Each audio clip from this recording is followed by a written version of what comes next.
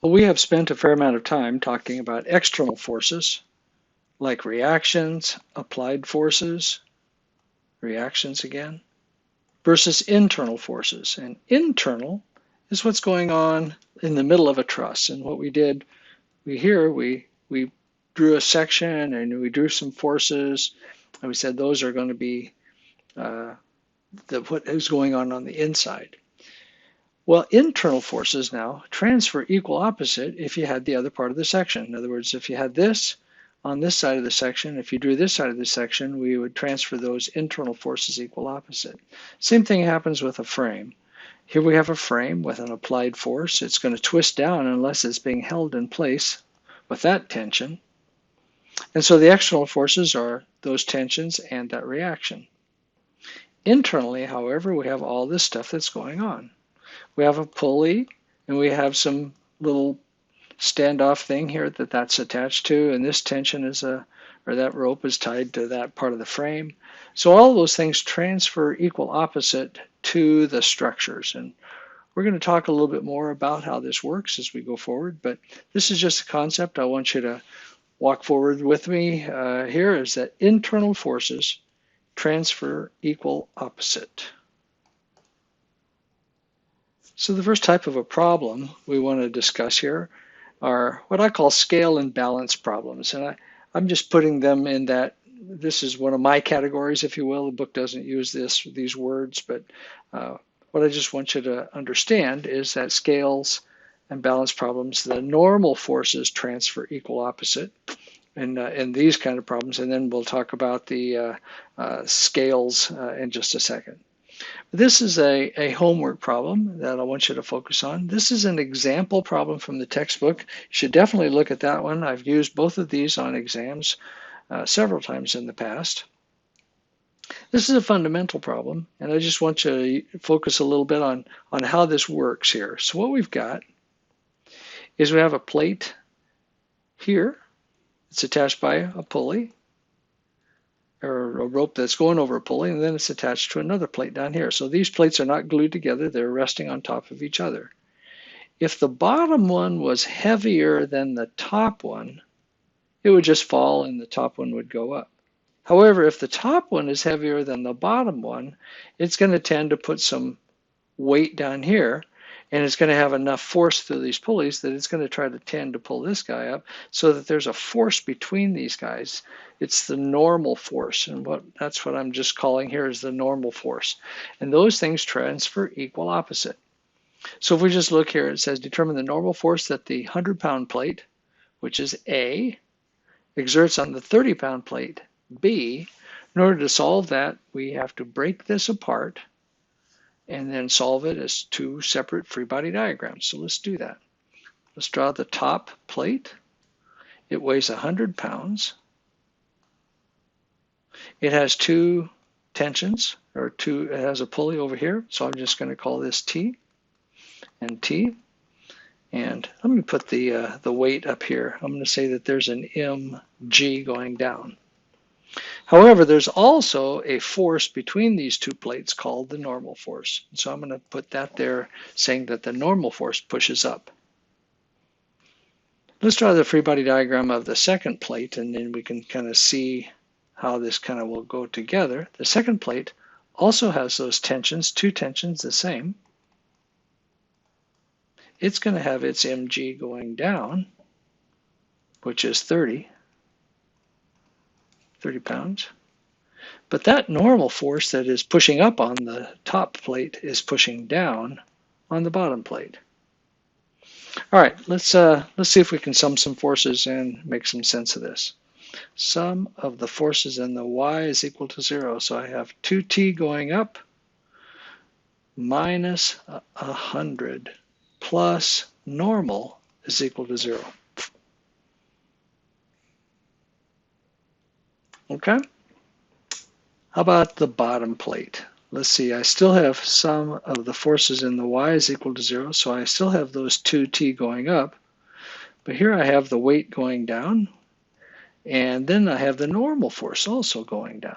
That's equal to 0. So how can I solve that? Well, I've got two equations, two unknowns.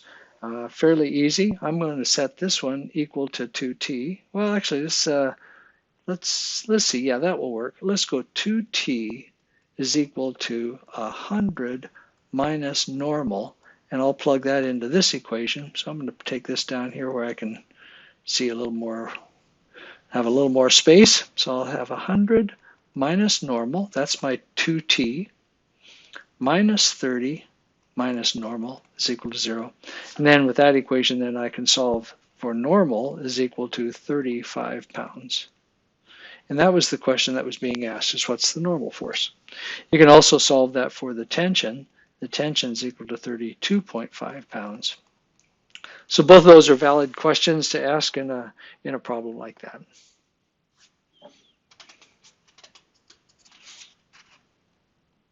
Well, the next kind of problem is it is truly a scale, and we've got several of these in the textbook. I'll give you a couple of these to you for homework, but basically what's going on, these are, you've probably seen these in a novelty like store, maybe a candy store if you're something old-fashioned.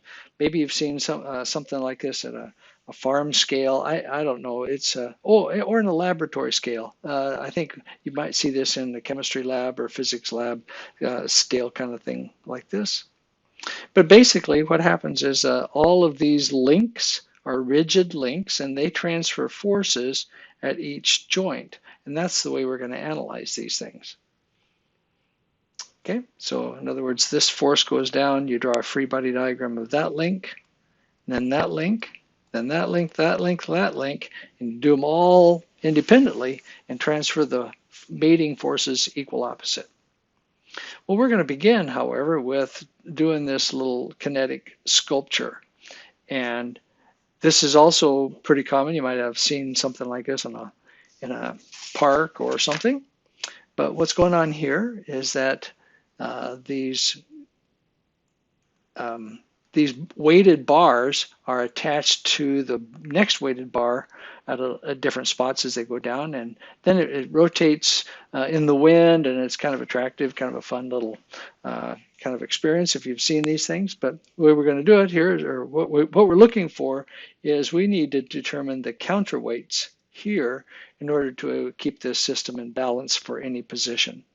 And the interesting thing is that the position isn't dependent on the angle. In other words, it could be at any angle, or it could be horizontal, and it'll still be balanced at that point once we determine what those counterweights are. So if you see one of these things in the park, they could be spinning around. This could be spinning around that one. It could be pretty exciting, and they're still all technically in equilibrium because they're not. It's not accelerating as like a dynamics problem would require. Okay, so let's see what happens here. It says that each member has a uniform weight of 2 pounds per foot and a length of 3 feet. So each one of these things weighs 6 pounds. And then they have a counterweight at the end. So let's go ahead and draw a free body diagram of the first one. I've kind of got it drawn here for you. I've just used the pictures from the book here. So I'm just going to say that there is a weight right there in the middle. Call that mg. And then there's a counterweight, which we're looking for. And then what's pushing up is the force that happens at the pin, which is right there. So I'm just going to put this one, I'll just say that this is going to be the force at A. All right, if I sum the forces about A, or sum the moments about A is equal to 0, what have I got? I got the weight times 1 foot minus mg is equal to 6. 6 times 0.5 feet is equal to 0. In other words, this is, if the whole thing is 3 and this is 1 to the attachment point, then this distance here is 0.5. Anyway, I can find out the counterweight from there. And the first counterweight is equal to, I'm sorry, yeah, the counterweight, yes, the counterweight is equal to 3 pounds. Counterweight's equal to 3 pounds. And then sum of the forces in the y, let me go ahead and move that up. Sum of the forces in the y is equal to 0, and I can get minus 3 minus 6 plus A equals 0. So A is equal to 9 pounds. Okay, so A is pushing up on this one, and it's actually pulling down on this one right out there. So it's pushing down at B. So let's go ahead and put all the forces that we can find on this next member.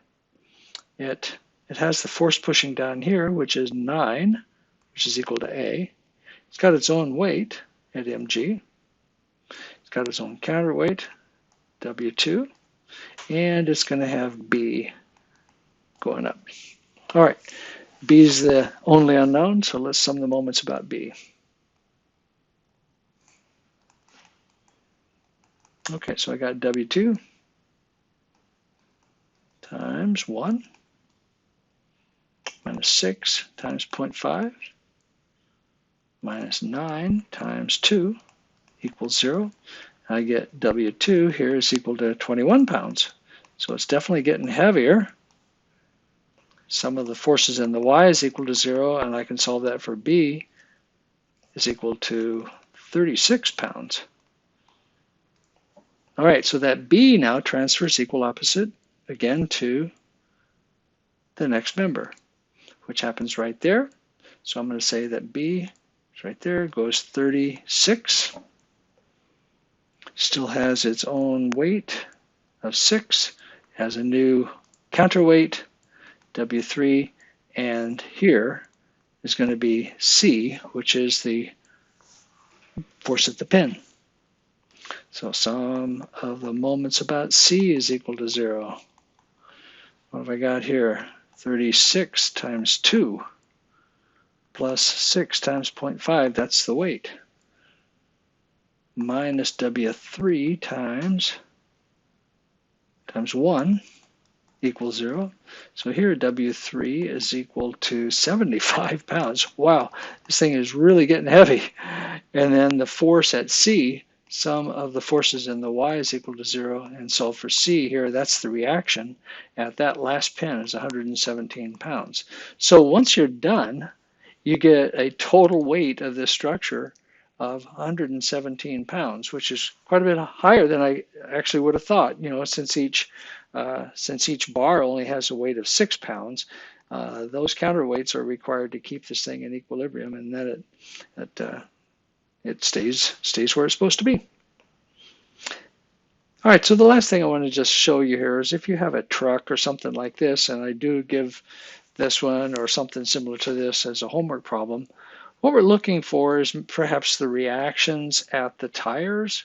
There may be other kinds of questions to ask, but again, what we've got is a force here or a place here where the tractor meets the trailer.